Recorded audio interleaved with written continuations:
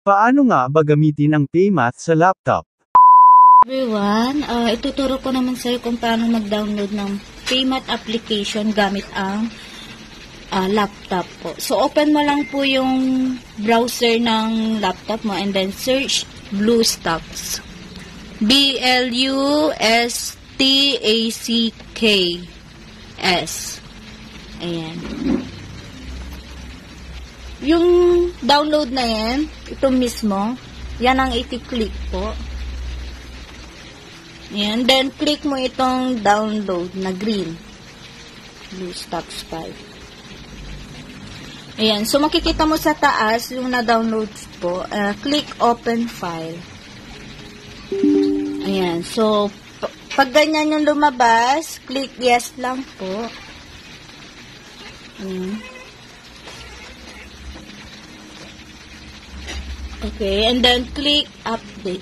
Yung sa'yo is, ang lalabas dyan is install. Yung sa akin is update kasi naka-download na po yung BlueStacks sa laptop ko.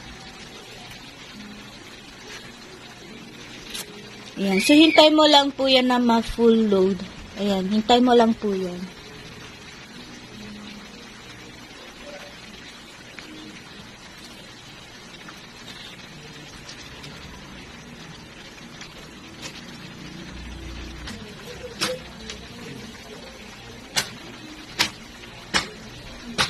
So, makikita mo naman kung ilang percent na po yung nadadownload.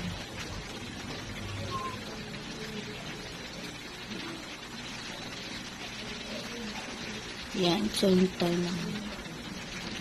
Bali, 3 beses po siya. Kasi, i-check niya po yung system ng laptop mo. So, patiently lang po yan ng pag-download. Yan. So, ayan, nakalagay checking system requirements. I-fast forward ko na. Okay, pag na-download mo na siya, i-open mo mismo yung BlueStacks na, ayan, nakalagay sa desktop mo. Ito, yung green na yan, yung BlueStacks 5. So, wag ka magtaka kung 3 po yung na-install po. Kasama po talaga yon yung multi-installer and BlueStacks 5 and then BlueStacks X. So, ang i-open po natin is yung BlueStacks 5 po mismo. So, yan ang i-open. Click open or view. Open. Yan. So, ganyan po yung lalabas niyan. Pag na-full load na po yan, lalabas na po yung mga icon ng BlueStacks. Ayan. Yung sa akin, may mga PayMath application na. Pero sa'yo, for starting, is o-open mo po yung Play Store na po. Direct ka na mismo sa Play Store ng BlueStacks. And then, manual search mo na lang po. PayMath -online. Ayan, nakalagay na yung suggestion. So, click mo na po yan. And then, ito. Ayan. So, yung sa'yo dyan lalabas is install. Yung sa akin meron na po. Kaya, click install.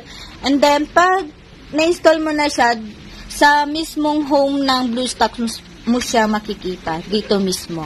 Okay? Kaya, pwede ka mag-direct open na po dito sa BlueStacks home mo. Ayan. Pag mag-start na, lagay mo po yung pangalan mo. Kahit yung first name lang. And then, click enter out.